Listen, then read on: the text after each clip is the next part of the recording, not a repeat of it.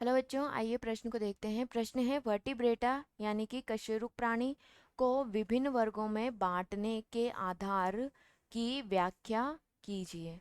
ठीक है, तो यहाँ पे बच्चों सबसे पहले हम बात करते हैं प्रश्न की मुख्य अवधारणा के बारे में।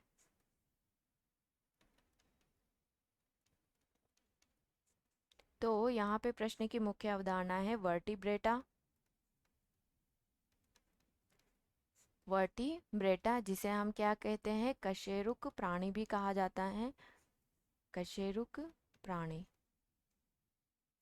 ठीक है, तो यहाँ पे वर्टिब्रेटा को किस आधार पर निम्न वर्गों में बांटा गया है, यानी कि विभिन्न वर्गों में बांटा गया है। तो वर्टिब्रेटा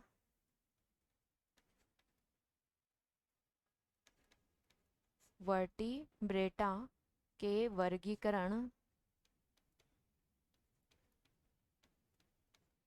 वर्गीकरण के मुख्य आधार।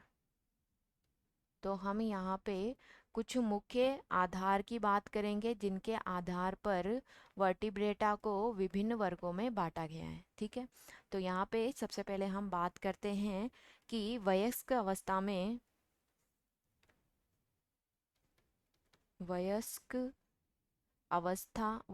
या भ्रूण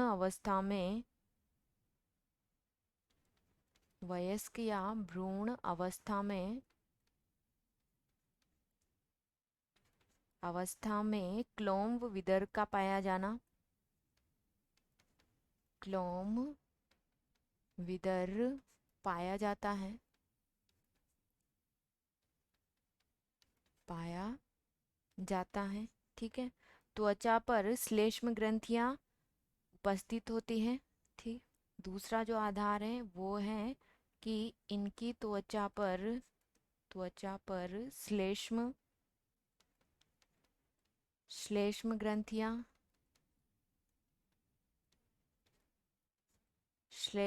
ग्रंथियां इसके अलावा स्वेद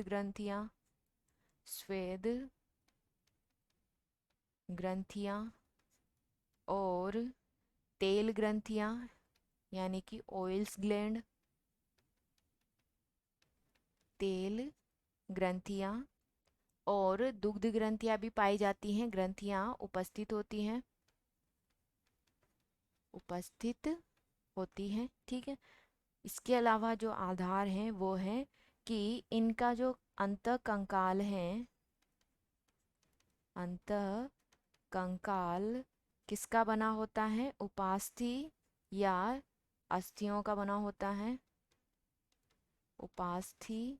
ठीक है, या फिर किसका बना होता है, अस्थियों का बना होता है, अस्थि का बना होता है, अस्थि का बना होता है।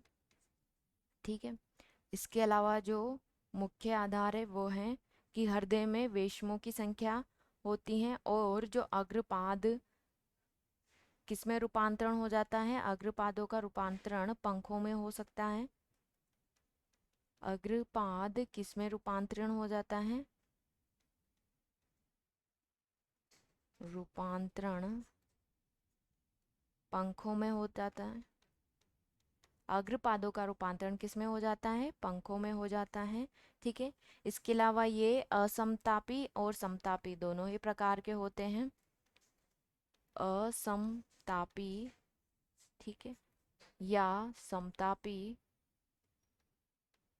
समतापी दोनों ही प्रकार के होते हैं।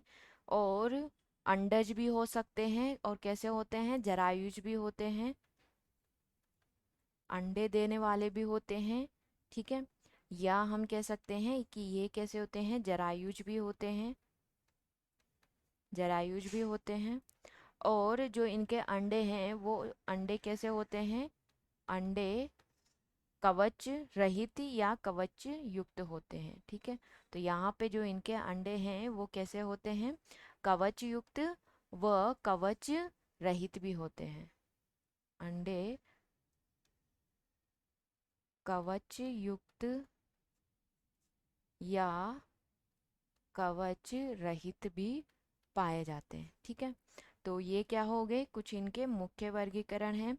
और इनमें जो शोषण किसके द्वारा होता है?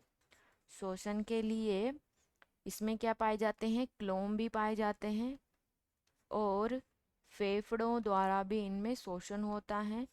ठीक है, फेफड़ों या फिर त्वचा द्वारा भी इनमें शोषण होता है। तो ये क्या हो गए? कुछ मुख्य आधार है जिनके आधार पर जो है वर्टिब्रेटा को विभिन्न वर्गों में बांटा गया है। आशा करती हूँ आप इसे अच्छी तरह समझ गए होंगे। धन्यवाद।